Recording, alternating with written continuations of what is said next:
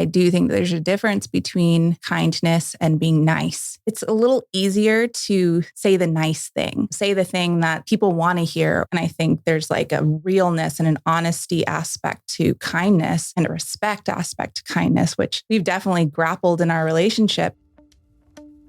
Welcome to the Path Podcast. I'm Mike Salemi. I believe that uncharted trails make the best life stories. So take a deep breath, put one foot in front of the other, and trust the ground under your feet. Join me in discussions on health, performance, business, leadership, and spiritual self-mastery because these topics are windows into how well each of us have learned to trust our own path. Let's go. This is a Soulfire production. Today's episode is a special one. I get the opportunity to sit down with health coach, personal chef, and my fiancee, Lauren Rose.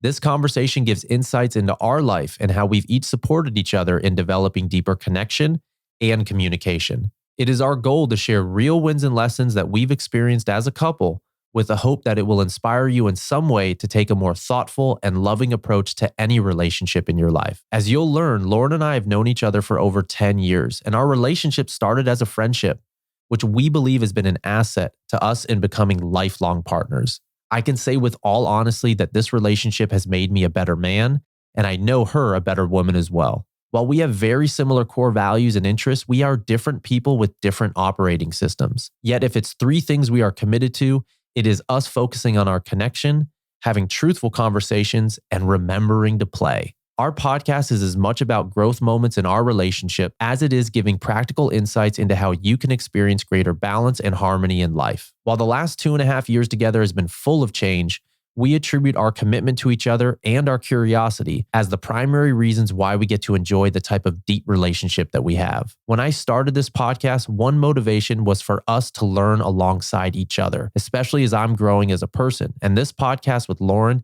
exemplifies that. I'd like to thank you for listening. And if you're able to walk away with even one nugget of wisdom that you'll be applying to your life, we'd love to hear about it. Please remember to rate and review the podcast so we can hear in your words how it's impacted you. I hope you love this one because it's a show that's very near and dear to my heart, quite literally. Now let's dive in.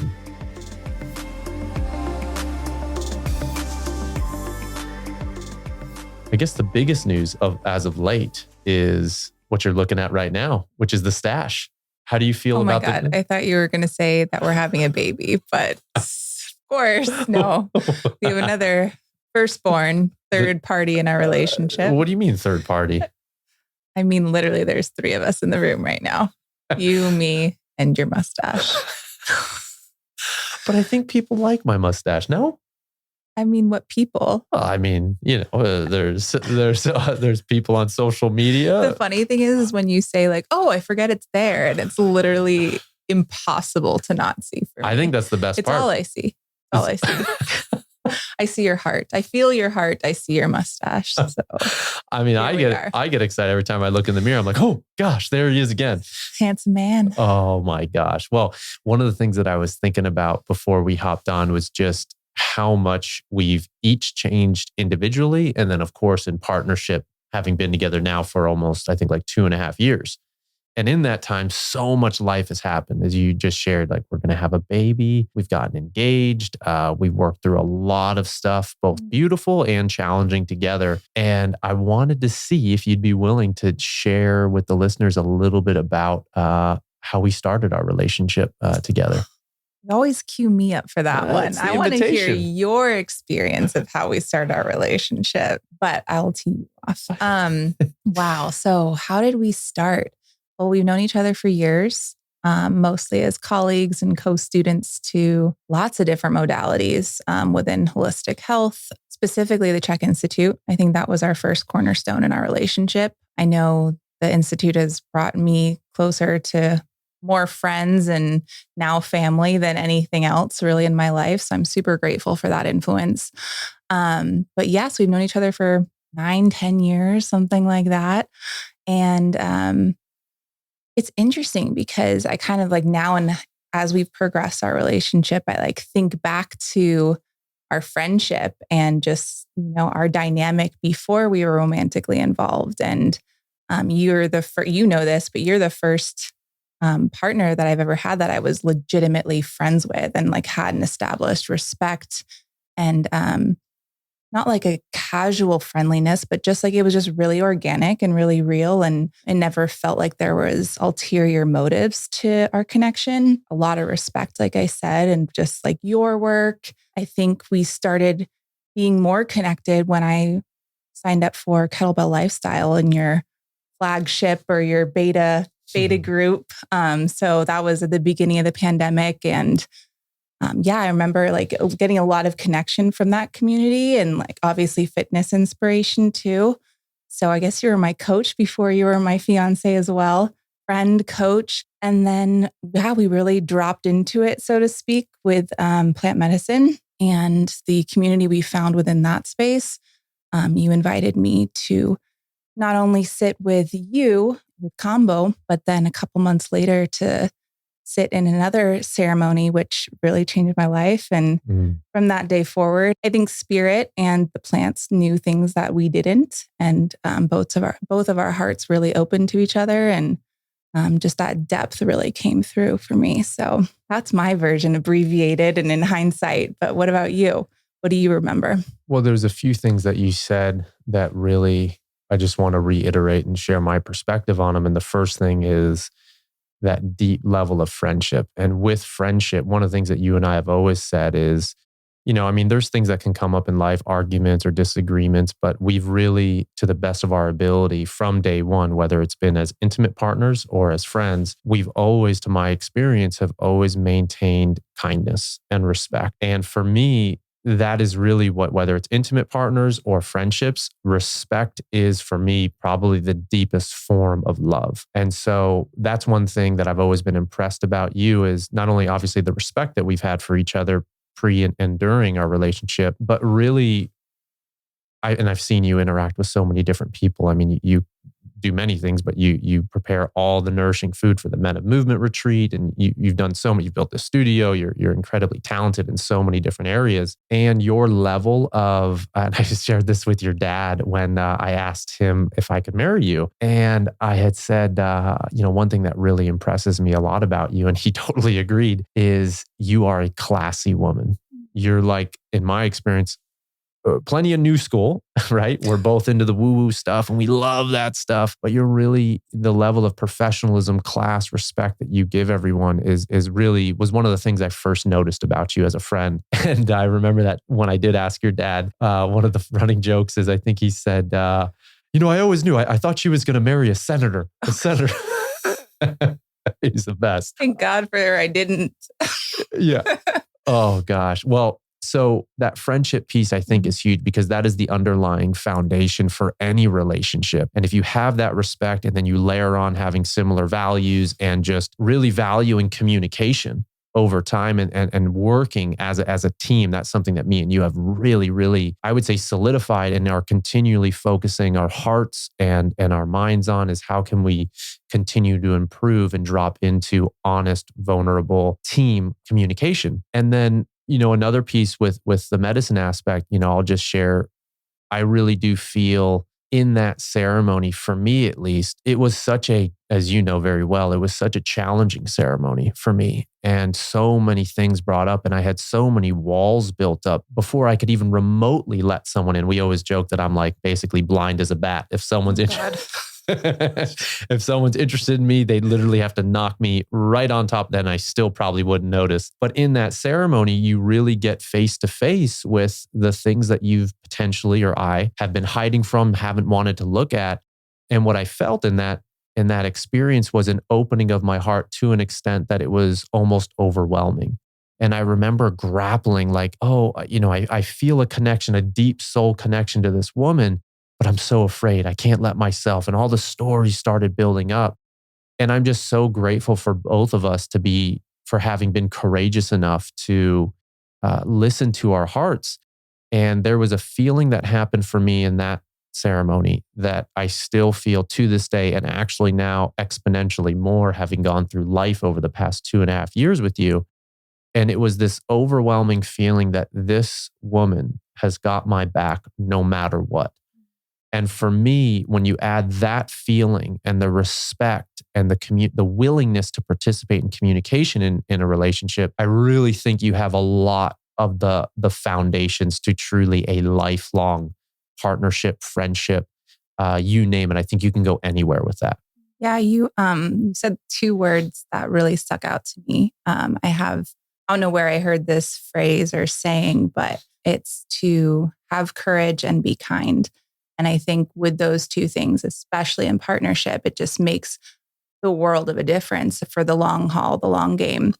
And I do think there's a difference between kindness and being nice, and I think especially in the world of customer service and hospitality and relational work, coaching for sure, it's a little easier to say the nice thing, say the thing that people want to hear or that we're expected to say, especially as a female, as an encourager, as in these different roles.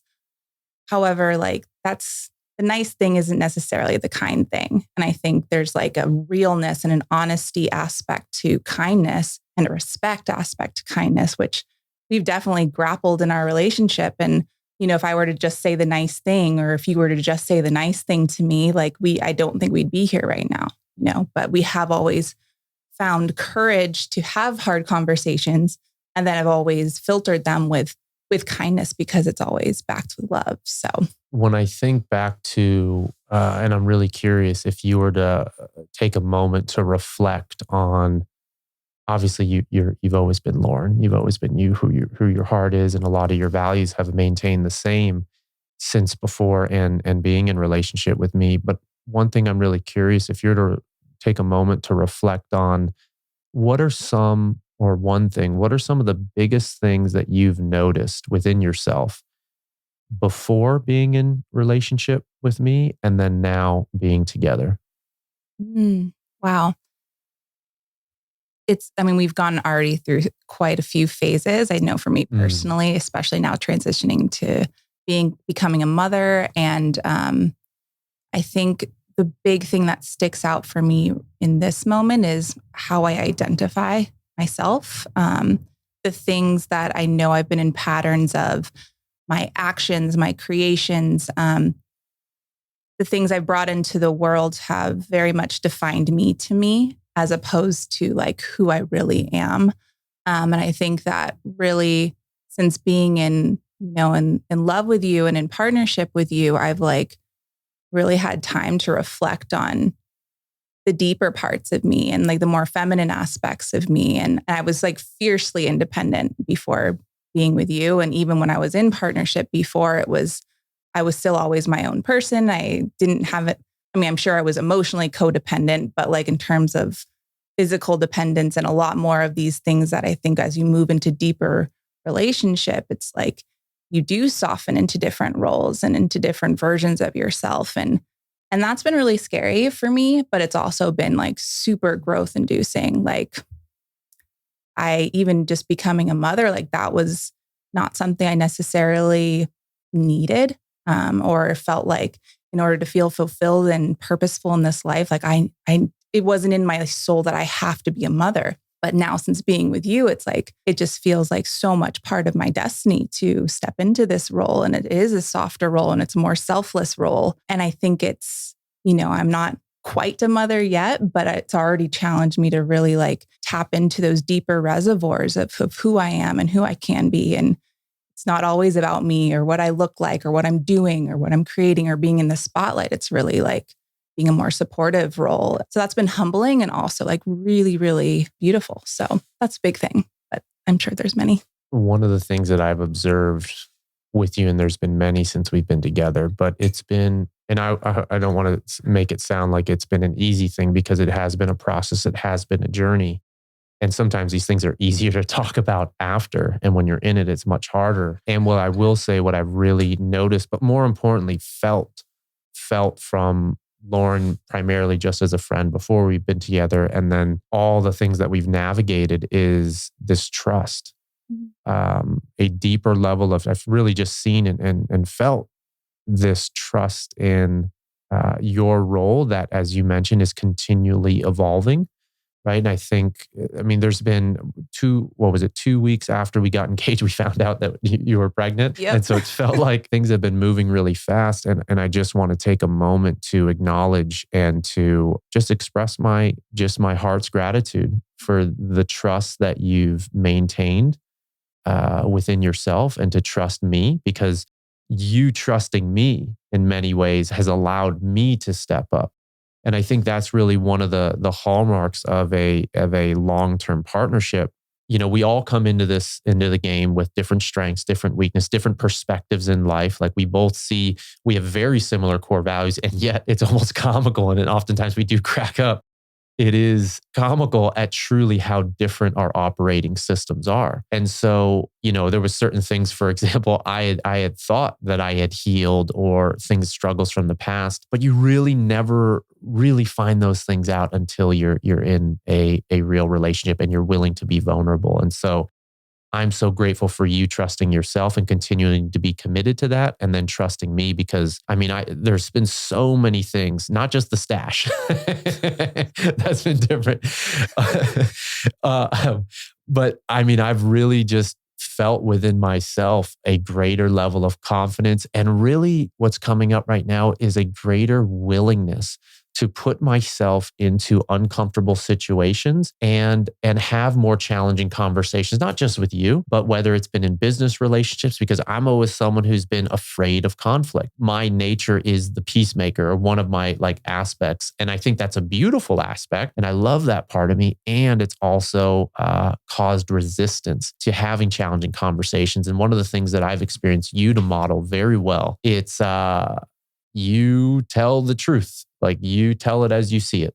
Mm-hmm. And that's something for me that's been a big, big, big area to grow. And even something that I'm still continually working on. One of the things that you and I have discussed, and this came out of just a recent big reflective experience, and it was for me to not take things so personally. And one of the things that I trust with us is that our intentions are good at the end of the day. And if I can remember that and just know that what you're saying is coming from a place of love, and even if I don't receive it that well or that well in that time, I know our commitment to having that conversation and how it was received. And thankfully, we've done enough work before coming into partnership. And I think that was absolutely so helpful in our relationship, that we were so committed to our own growth and now growing together. One thing that's really interesting is whether it's how people see us, but it's truly how we live. As much as possible, we do our best to live a more intentional life, a more mindful life, a purpose-driven life. And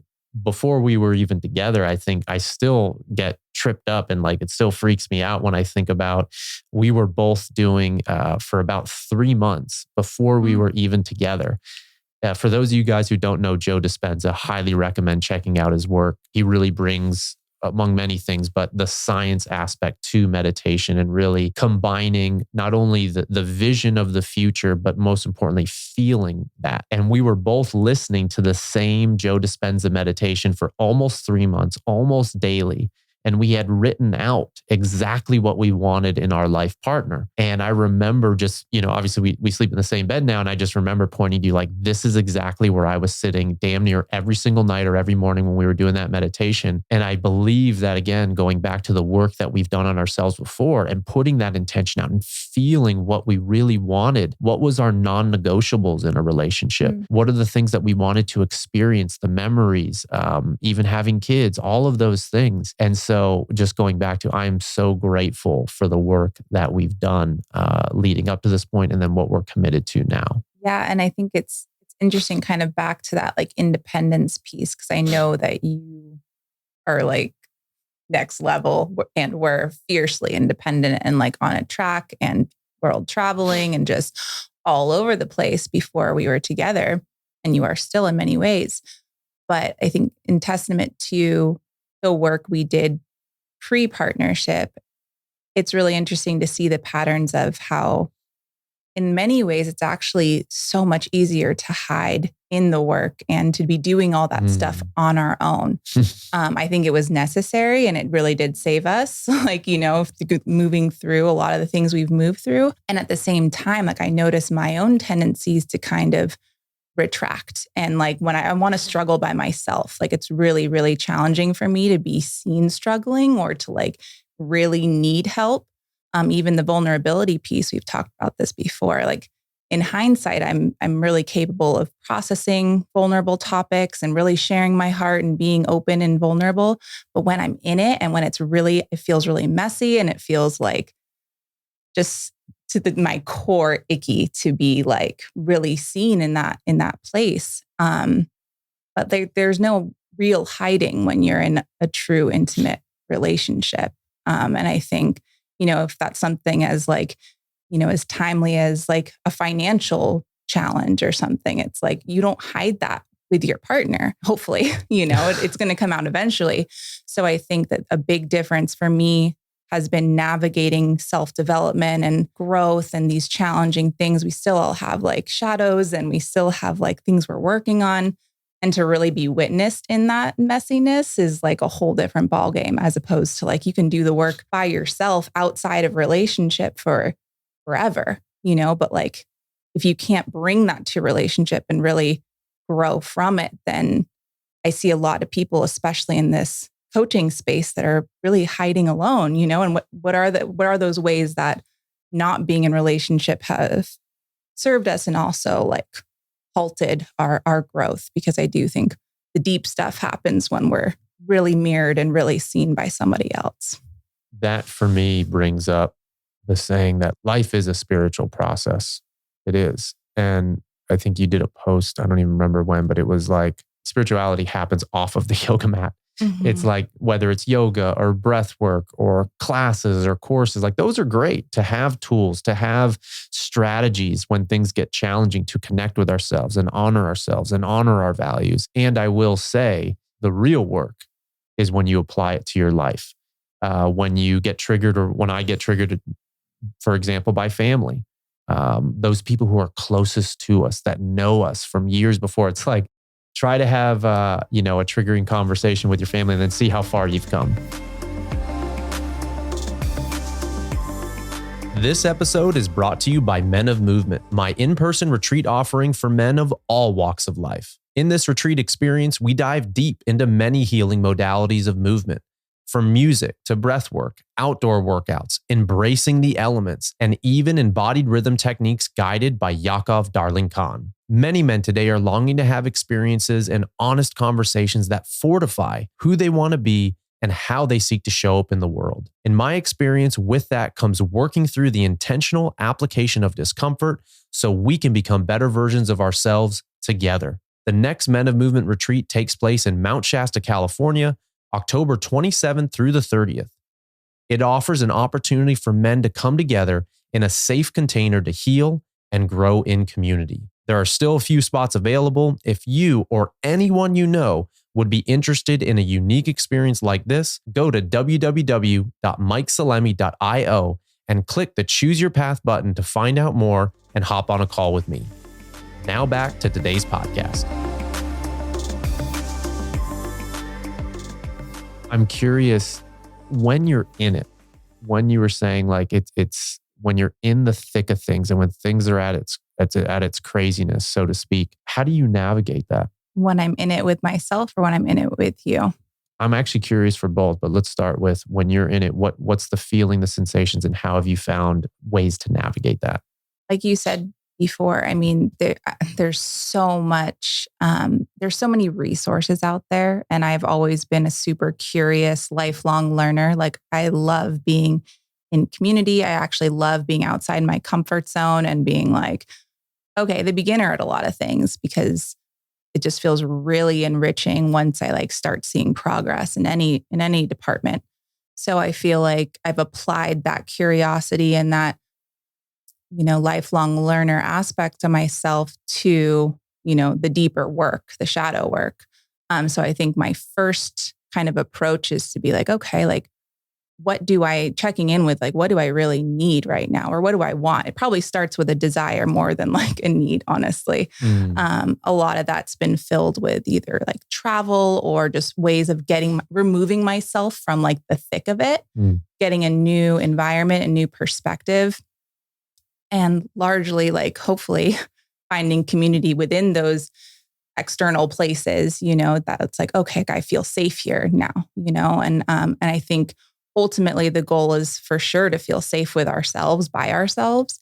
But I've gotten a lot of support from, the curiosity of just seeing who else is out there and what are they doing. And I've gotten tons of support, like free support from, as cliche as it sounds, from podcasts, from spiritual books, from just like wise elders that have practiced and modeled this in different lifestyle forms. Cultural influence has been huge in my life too. Like that's why the travel piece has really come through, because I think especially here in the West, I mean, it's so constrictive and it feels like you have to fight everything by yourself, and you have to find all the answers within. And I do think spiritually, there's a lot of truth to that. However, we're not solitary beings. And I think first, like finding like a culture that really resonates, finding a practice that really resonates, down to like modalities. I mean, I know movement's been incredibly healing for you. It's been incredibly healing for me too. Changing the energy through music, listening to a really high vibe song, or letting myself drop into that heartbreak and be like, I'm going to listen to something that's going to make me cry, like whatever it is, it's really connecting to that core emotion and that core need or core desire. Changing the energy makes a huge difference for me. Gosh, I'm pregnant. I'm getting out of breath. Hopefully I'm not talking too fast. What else? Yeah, I think really it started with a lot of external kind of seeking, the seeker in me. It's been really, really alive and well.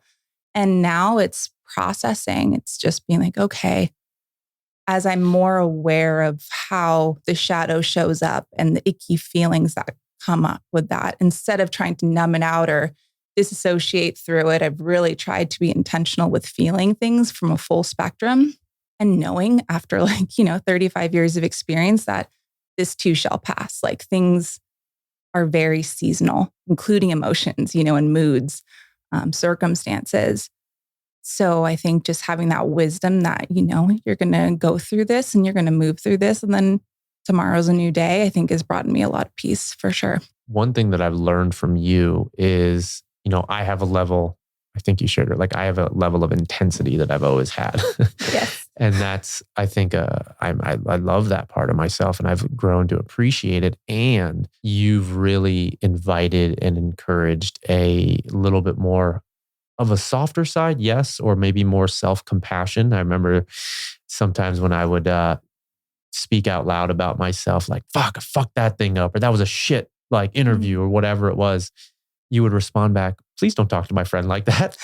And it was a yin approach, a nurturing approach, but it was such a check, especially coming from you with someone who I have so much love and respect for. And also another thing that I've learned from you, especially when I'm in it, and there is that intensity, while it can be an asset, a willingness to dig deeper and keep going and no excuses, that sort of stuff. And there is a time and a place for shelving some of these things. One thing that I've heard you share, and I don't know what mentor shared this with you, but you can't drill too deep, but you can drill too fast. And I remember when we were in Santa Cruz one time, and when you were living out there, and I was coming out to help you move. And I don't remember what was going on or what you were working through, but I remember just holding you, and you were going through it, and you said something to the effect of like, I need to let this rest for right now. And I just had a tremendous amount of respect for you having not only that inner awareness to know where you are, but also respect enough for yourself to put the pause button on that. And I think in personal growth work and spiritual growth, I do think it is that blend of masculine and feminine, that blend of the masculine being, okay, let's clarify what needs to work on. Let's create an action plan on that. Let's execute. And also let's bring in some of the feminine aspect of the receptiveness, the gentleness, the kindness, the compassion, and truly honoring where we are. And so it's been an incredible thing for me to witness. as you've been going through that? Because for me, the way I've experienced it, it hasn't been a way for you to avoid things. It's just, again, I know drilling, or I don't want to speak for you, but drilling too fast can sometimes be more harmful than good. I'd be curious to hear, you use the word shadow a few times there. And I know that everyone maybe has a different interpretation of that. I'm really curious, what does shadow work, or what is the shadow? How would you either define it or what comes up with that? Because I think that would be just really valuable to hear. Yeah. And just before speaking to that, a perfect parallel for me feels like with training, when you say like not drilling too fast, but you can't drill too deep. It's kind of just like training. You have this goal, and say that goal is to overcome this deep trauma or core wound. That doesn't happen overnight, right? That doesn't happen in one ceremony or one sitting, nor should it, nor should the expectation on ourselves or others to be like, okay, get over this, move through this, resolve this. It's definitely a process, just like any huge goal. And so I think a very common parallel is when you see people overtraining in the gym. It's like that you're breaking yourself down more than you're actually building yourself up. So I think just those parallels of like, okay, how are we doing too much, too fast? It's like life is a journey, right? Like if it were all over instantly, or if it were all resolved, it's like there would literally be no point of life. So I think it's Einstein that says that if everything were to happen simultaneously, if we had full awareness, full enlightenment, like we would literally disappear, So it is really that pacing process of especially working through like the deep, the hard stuff. But on perfect note, I mean, the shadow to me is basically everything that I'm unaware of. It's not good. It's not bad. I think shadow work has like this kind of stigma around like, it's bad or it's hard or it's all like the icky stuff. And largely the shadow is just basically what's in the shadow, like what's unconscious to us. When we illuminate those things, when we bring light to these issues, it's not that they're good issues or bad issues. They're just bringing awareness to them. So it can take infinite forms for sure. And some of them might not be very pleasant or very fun.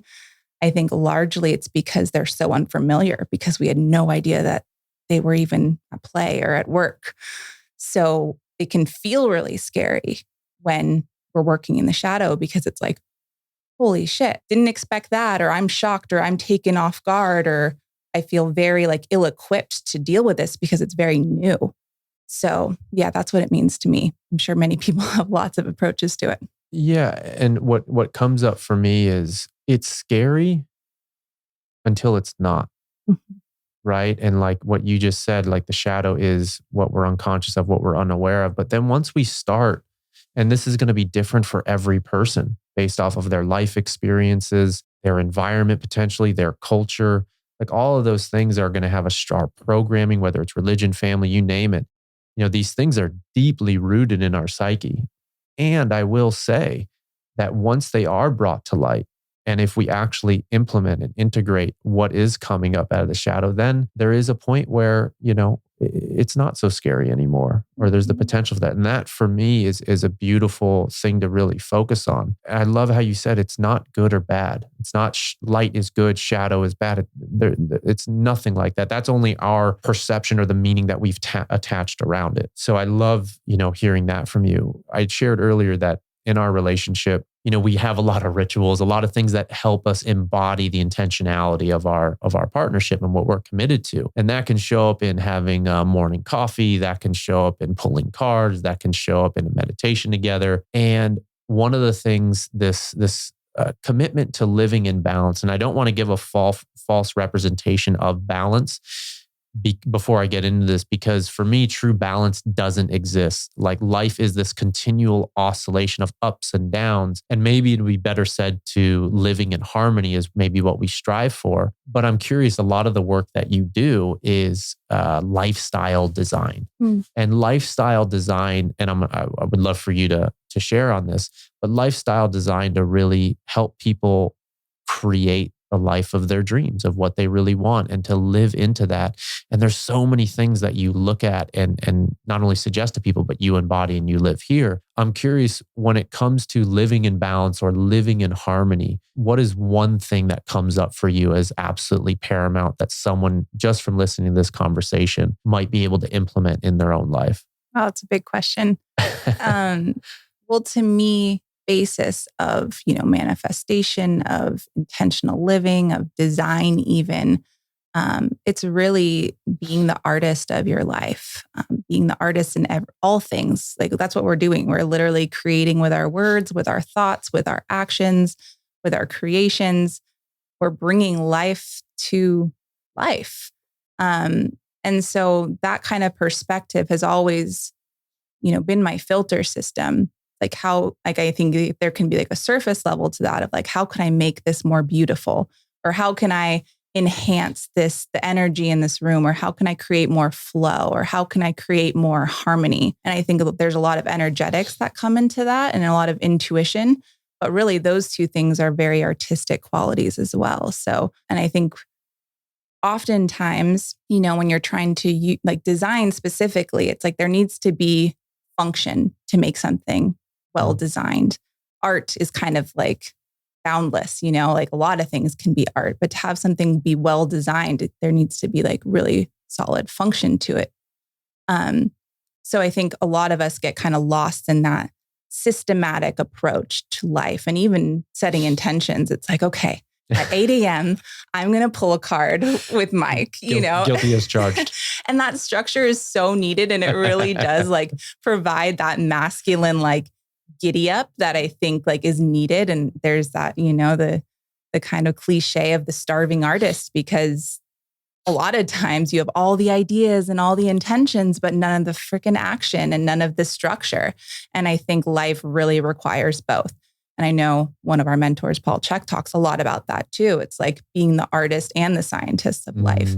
And both are necessary. And again, back to the good or bad, it's neither or both are both, I guess. But you really need to create space for the art. And you also need to create form to the function and to the actual action behind life. Both are important. But for me, I think I see a lot more kind of left brain, analytical, systematic approaches to creating a life of our dreams. And we need to recultivate that kind of magic and that ability to go into the right brain and really explore the energetics, explore how something feels. That's really where the balance for me comes in. When I'm thinking about balance, and we have the exact same school of thought, and this comes from Paul Chek, but these are life principles. But the foundations to health or living in balance or harmony is really the foundations of being a human. And so that's how we manage our thoughts. What's the quality of water that we drink? What's the quality and the amount and all that stuff around food, the food that we eat? What's our movement practice like? What's our sleep schedule? What's our breathing pattern like? These are all foundations that can either bring us closer to balance or further away from balance. And for me, life is this dance of yin and yang, of these two polarities. But one of the things that I've realized is that they are polarities, right? But they're also, for example, having a deeper reservoir of yin, of receptivity, of recovery, allows for a more powerful and expressive yang. If you're constantly, or I'm constantly, and I've gone through this many times in sport, if I'm constantly training and burning myself out, I don't have enough yin. When it comes back to go to the next training session and try to push hard again, I don't have as deep of a basin. And so I think it's also having this honest assessment, having a clear dream, having an honest assessment of where we are and where is there lack and or excessive tendencies in our life. And the one foundation that I didn't mention that's not part of the quote unquote 6 foundation principles is environment. And that is something that all of our friends joke with who know me pre-Lauren and now during being with Lauren. And we have a beautiful home here that I'm so grateful for. This is actually the home that I pretty much grew up in. This was the first home that my parents bought. So this is my dad, as you know, laid all the marble in the house, laid the pavers outside. We've put so much love and energy into this environment. And my tendency, although you've reminded me, I do have a lot of stuff, but I tend to live more of a minimal lifestyle or more of an open lifestyle. Like I love silence. So no music, no sound in the house. I train silent. I love clear open space. We don't even have a couch yet. You being years together, I haven't had a couch in years. And so our friends joke and they were like, you could tell that when it was just Mike, it was more of a bachelor house. It was very empty, let's just say. No hot water. Yeah. Who needs hot water? It just means, more cold showers and just turn a negative into a positive.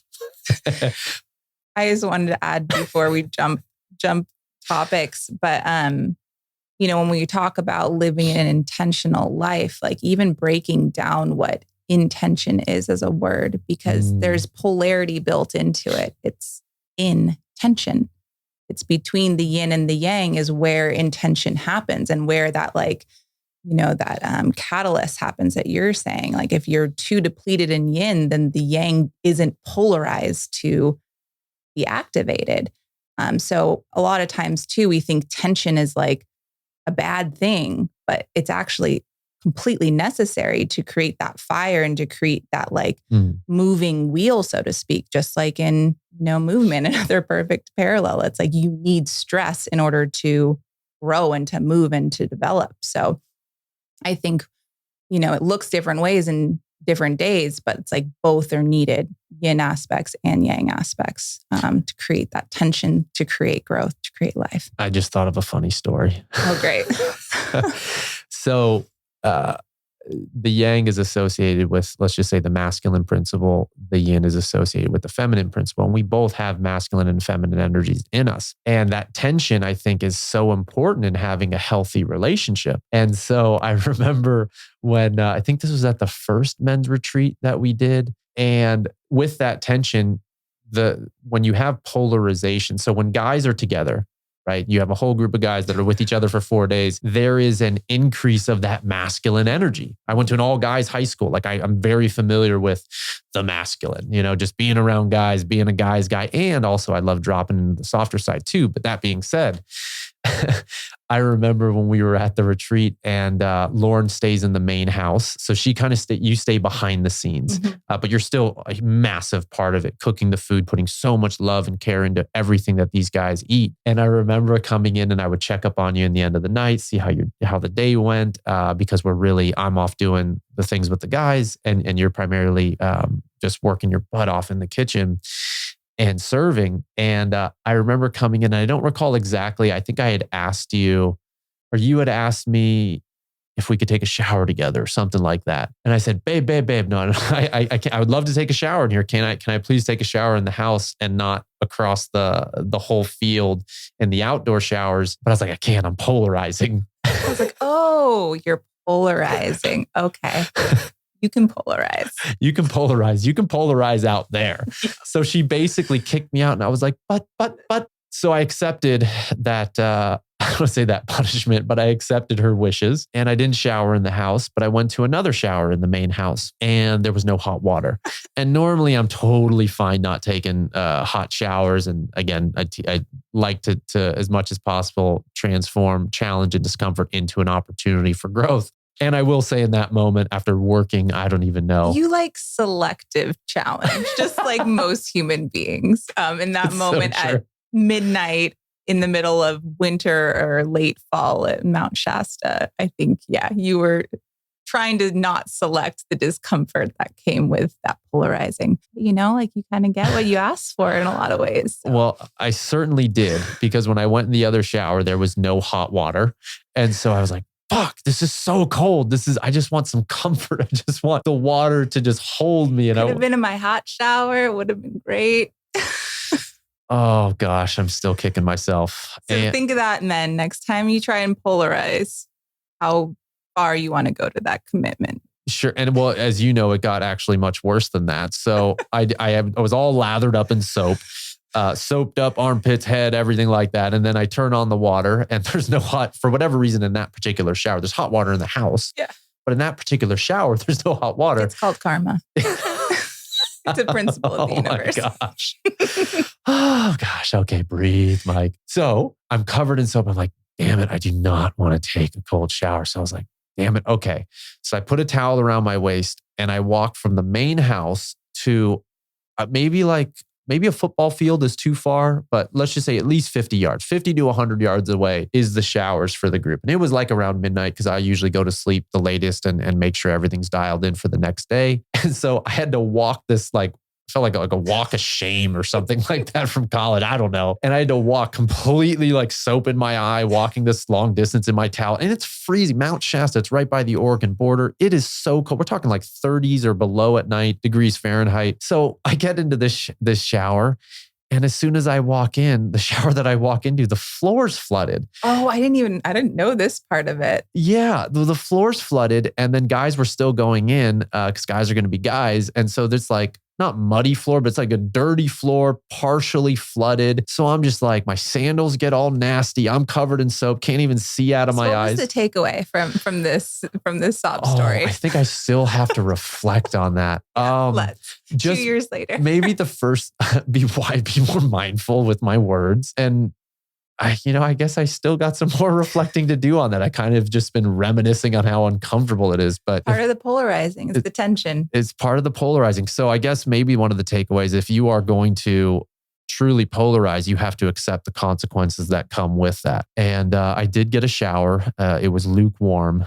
And that was the end of it. You lived to tell the tale. I lived to tell the tale. Well, back to the conversation of environment, because one of the things that I've learned, especially from being with you, is you have transformed our home into this incredible space that for me feels like ceremony space. And ceremony just simply meaning a sacred space. We have different areas of the house where it's like an area that we drop in for work, an area that I like to shoot content in, an area where we sit together in meditation. And you've really created this incredible, and plants everywhere. Every time I turn around, there's a new plant. Necessary. One of the cutest things is how excited you get when a new bud forms out of a plant, and it's like a child that you've birthed, and it's pretty cute. And I love this aspect of you. But it's really invited in so much warmth into the house, and everyone that's come here has really commented on how just incredible the energy in the space feels. And one thing I've learned, whether it's after a ceremony or any transition point in life, just simply by moving around furniture can completely change how we feel. Is there something you want to add on that? Because really what you've done here is just added life into the space. Yeah, I think it goes back just to the concept that, we never are in isolation ever. We're all one technically, but like truly all of the things, all of the items, all of the people in our life, especially in our intimate space, are influencing us as we are influencing them. And we're co-regulating as well too. So, it does kind of go down to the woo-woo concepts of energy and connection and all these things. But even something as little or as big as having actual living plants in your home, it's just like having lots of little buds of fresh life and fresh energy and like something to smile at and something to engage with energetically or from a frequency level, in addition to like something we can appreciate visually. So I've always been very impressionable to my environment, like down to a fault. Like I can't get to work, quote unquote, until like my environment is like set and settled. And this is very true. It's very true. But like there's a lot of like procrastination tendencies within that. And there's also like a lot of like truth to when I do drop in, when I am in my nook and my sanctuary and my environment energetically, I work so much more efficiently. And my work actually feels like a co-creation and a creation, and it feels good to do. Just the perfect parallel to like somebody working in a in a cubicle on Wall Street or in one of those open call centers with all this crazy chaotic energy like spiraling around, it would be naive to think that that's not influencing us on many levels. So when it comes to like our home, like this is about as sacred of a place as you can get, and really it influences so much of our relationship. It influences ourselves personally. How people feel when they're in our home, I think is really important to both of us. And, with my background in hospitality too, it's like I just have this standard of what it can feel like. So it's like, why wouldn't I create that? And it's also really creative too. It's just like super fun to make a place feel cozy or to make people or encourage people to feel safe and at home in our home. So I think it's a combination of a lot of little things, and really the devil and the art is in the details. It's like all those cumulative choices and intentional placements. You may not notice it like, oh, she put this here because of A, B, or C reason, but you feel it. And it happens like very subtly, but like cumulatively. So yeah, it's what I love to geek out on. And there's plenty of like modalities that like reinforce these ideas of just design and art and feng shui. And there's plenty of others out here doing that. But it's like, it's really beautiful when you can just make it an alchemy in your own practice too, of just creating a space that feels good to be in. Totally agree. And one of the things when it comes to this discussion of maybe living in balance or living in harmony, how we regulate our nervous system, for me, is one of the greatest things that we can learn to master or to work on in our life's process. That is truly can make or break so many things. And so the environment that you're talking about just having a calm, safe space to come home, because I mean, just like it is, they say like as below, so above. And I also believe as outside, as inside, as inside, as outside. And so if we have an office that we're working in that is completely cluttered with everything, it's very hard to feel, whether it's consciously or subconsciously, that we have the space to, for example, be creative. And this is why, for example, when I remember a friend, this is going years back, but a friend of a friend, he was the actual inventor of the iPad. He worked side by side for some time with Steve Jobs. And he was their like head creative director. And then I think he went with GoPro. But basically I had asked him, and I said, if you have any tips for creativity, how can I be more creative, or how can I encourage that I'm creating programs and such? And I'll never forget something that he shared that I want to share with the listeners. And he said, you know what? Like when we're working with teams, we have like a big conference table, and we just basically have massive paper. Massive sheets of paper. And I just let them go to town on their creative ideas. And really what he was sharing was sometimes just simply having a smaller canvas will limit our creativity. Imagine the difference between trying to write all of your ideas on a Post-it or on an index card versus having a whiteboard. How much more opens up in our creative mind and our hearts. And I believe that also translates to the home and to the space. And with that, there is a regulation, oftentimes a down regulation of our nervous system. And so for me, some of the most powerful things that I've experienced has now been living with you and experiencing the home. And I can just tell my down regulation. I can tell your regulation. I can tell even our dog, Bazzy, he's calmer when the house feels calmer and we're calmer. And then also too, one of the best anchors for me, at least, that I've learned to change states and allow us to regulate and stay more in balance, or again, pick us up or drop us down if we're in excess, for example, is our breath. If we can remember our breath, to breathe low, to breathe slow, in and out through our nose, it's amazing how many things start opening up. It's something that's free, and it's something that we don't have to purchase. We have it inside of us. All we need to do is remember and then make the honest effort to do so. And that is really why, one of the main reasons why I am so honored to be your fiance, is because of our commitment to each other. It's not going to be perfect. As I mentioned earlier, we have the same or very similar core values, very similar interests, but completely different operating systems and different ways of seeing the world.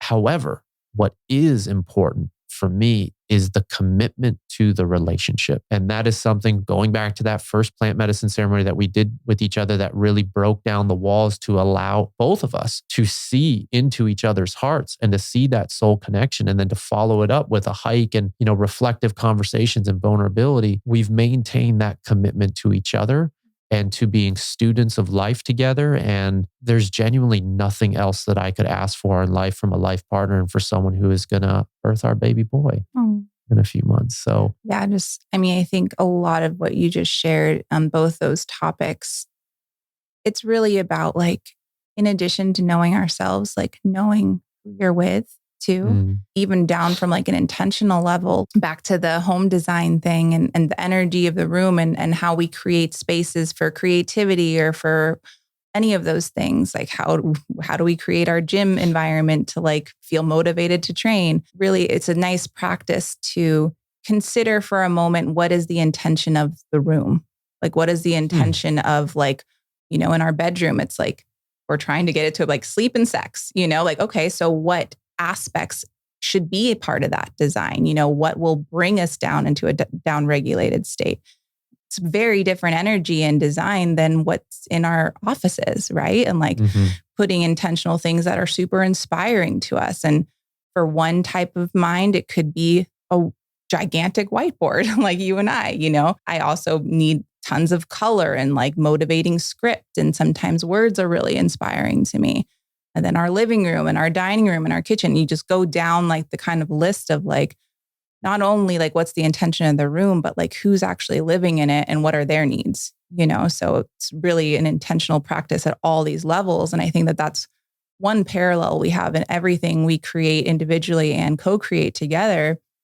There's like a ridiculous amount of intentionality behind it. So many layers. And I think all of that goes to either like a program design or lifestyle design. It's like, it's designed that way. There can't be design without intention. So yeah, just before closing off, I feel like it's important to really get to know yourself first, and then to like really curate your life, curate your home, curate your experiences to your personality and the people you're with, and it'll make a world of a difference. And it doesn't have to cost more money. It doesn't have to be anything. It's just like the intention is the piece.